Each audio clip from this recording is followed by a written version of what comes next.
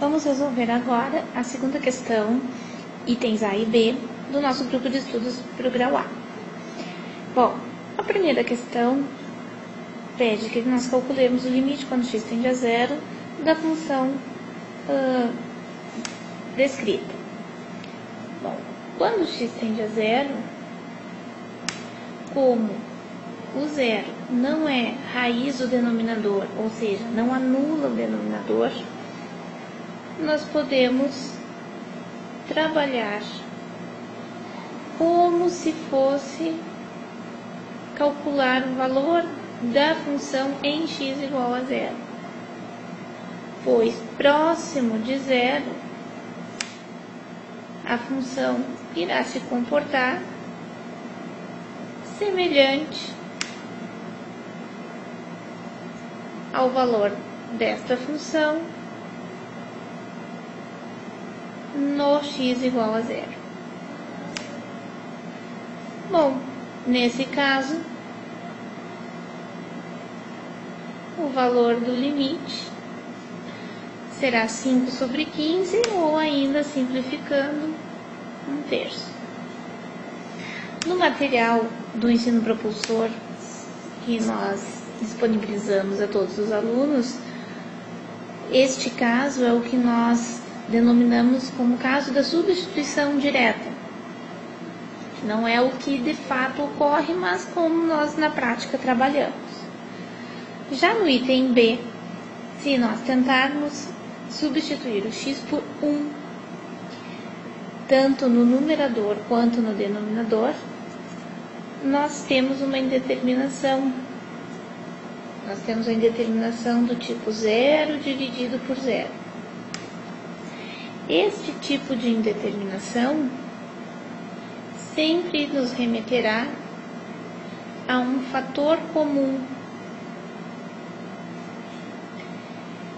E para descobrirmos qual é esse fator comum, nós devemos fatorar tanto a expressão que está no numerador quanto a que está no denominador. Recordem que vocês devem ter trabalhado em aula, um momentinho, que toda função, toda expressão, quadrática pode ser escrita na forma fatorada, da maneira que eu estou escrevendo ali, como a vezes x menos x1 vezes x menos x2, onde x1 e x2 são as raízes da fórmula de Bhaskara, as raízes da função do segundo grau. Bom, se vocês fizerem o cálculo tanto para a função do numerador quanto para a função do denominador, vocês poderão ver que o polinômio do numerador pode ser fatorado na forma 3 vezes x menos 1 vezes x mais 2, ou seja, as raízes do numerador são 1 e menos 2. Procedendo da mesma maneira para o denominador, o denominador pode ser fatorado como 5 vezes x menos 1, x menos 3.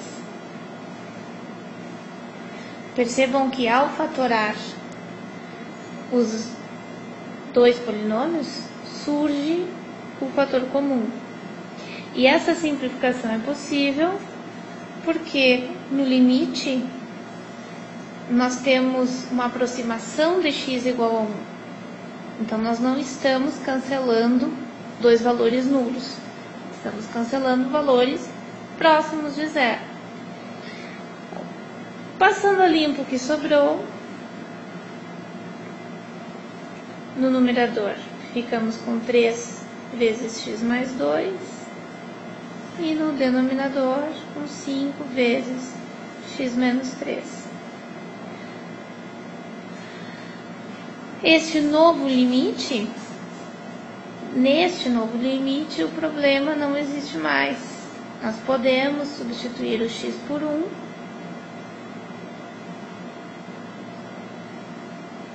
e calcular o valor da expressão. No numerador nós vamos ter 9 e no denominador menos 10. Portanto, o valor do limite do item B, menos 9 décimos. Vamos resolver a segunda parte da segunda questão do grupo de estudos preparando-se para o grau A. No item C, nós temos o terceiro caso das funções racionais, aquele que nós identificamos como número dividido por zero. Como assim? Nós tentarmos substituir o x por menos 1 na expressão que aparece no item C, nós temos no numerador o resultado é 2 e no denominador 0. Isso indica o caso das funções racionais, o terceiro caso das funções racionais, em que uma das três situações que eu vou desenhar aqui ao lado ocorre no menos 1. Nós temos uma assíntota vertical no menos 1. Em menos 1, nós temos que verificar qual das 4 situações ocorre. À esquerda, pode ser que a função vá para mais infinito e à direita para menos infinito. Ou o contrário, à esquerda para menos infinito e à direita para mais infinito. Ou ainda, em ambos os lados a função vai para mais infinito. Ou, uma outra hipótese é, em ambos os lados ir para menos infinito. Para que nós possamos determinar qual dos três casos é o do limite do item C, nós construímos uma tabela em que nós sabemos que a função não tem y correspondente para o x igual a menos 1.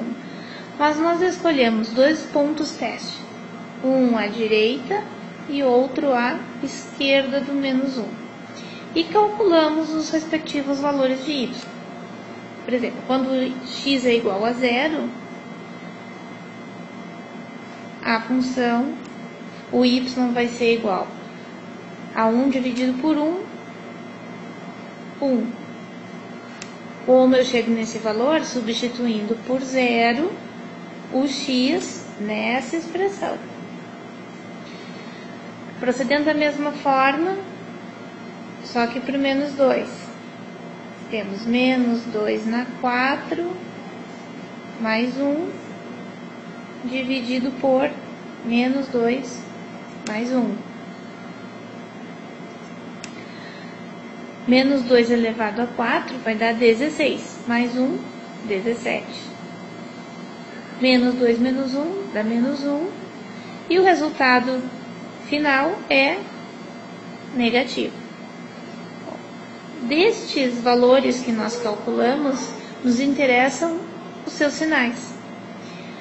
Como no menos 2 o valor da função foi negativo e no 0 foi positivo, isso leva-nos a concluir que nós temos a segunda situação ocorrendo nesse limite. Ou seja, à esquerda dessa função, à esquerda do menos 1, a função vai para menos infinito e à direita para mais infinito. Portanto, o limite do item C não existe. Os limites laterais são distintos. Item D, limites no infinito. Vamos apagar aqui meu rascunho para podermos trabalhar com os próximos itens. Item D, limite quando x tende a mais infinito. Para esses tipos de limites quando x tende a mais ou a menos infinito, como o item E, nós devemos construir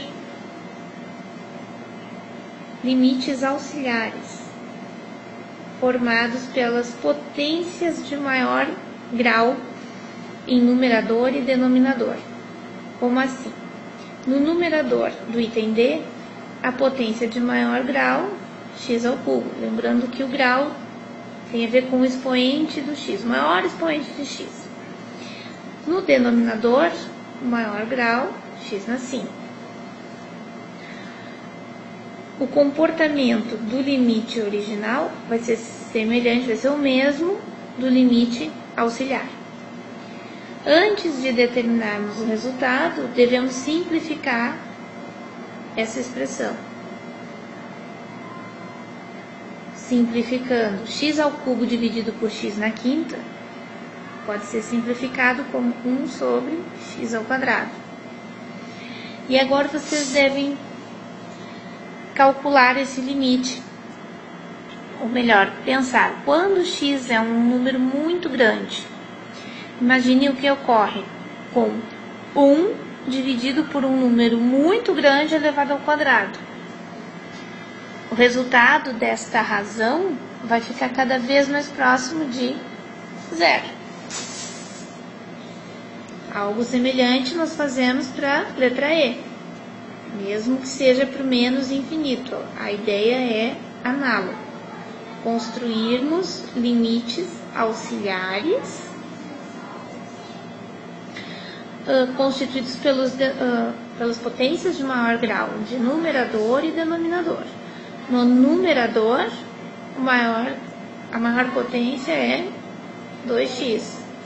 No denominador, menos 4x. Simplificando a expressão obtida,